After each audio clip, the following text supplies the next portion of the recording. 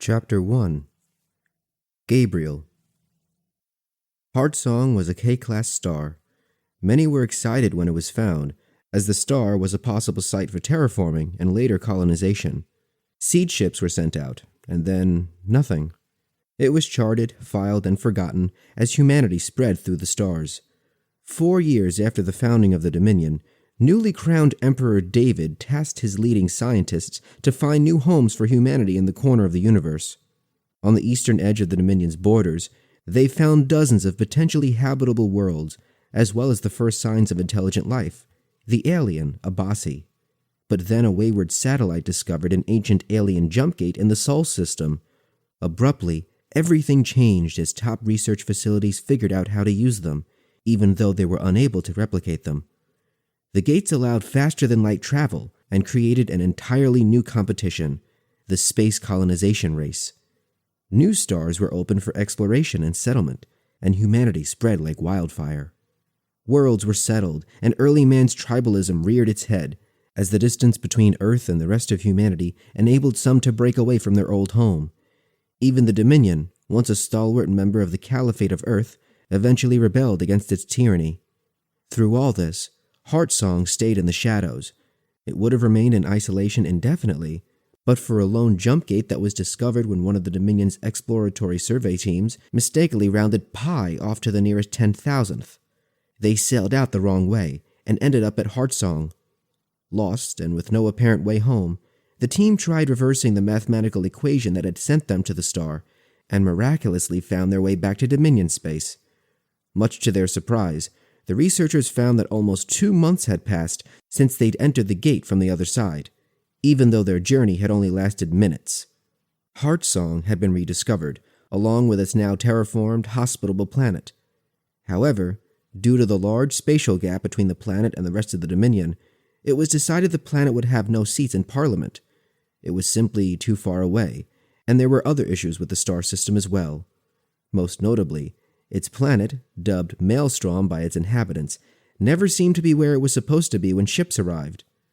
While technically under the rule of the Dominion, Maelstrom was isolated for so long that a government formed, and its people started ruling themselves.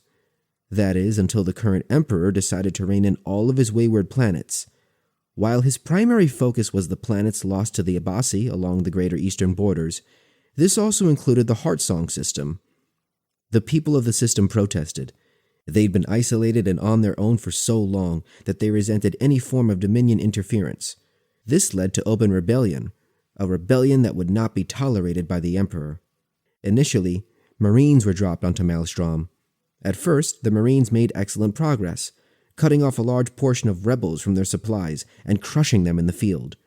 However, as time passed and the logistic train from the Marines became more and more compromised, the rebels drove the Marines from their planet. Wraiths were sent in, a single platoon, which should have been more than enough to crush the rebellion.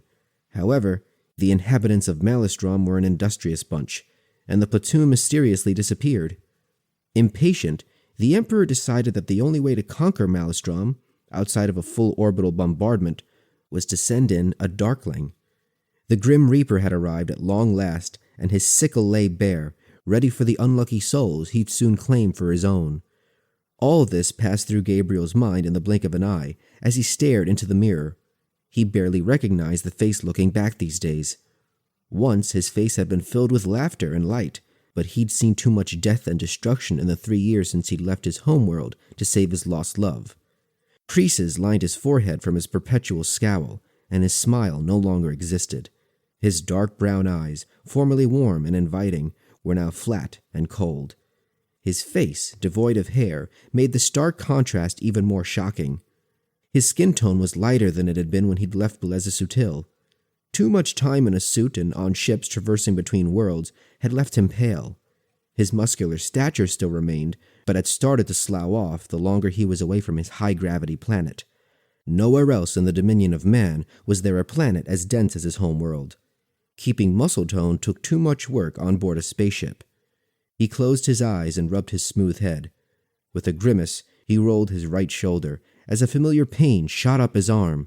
The doctors had said the pain was merely a residential phantom pain,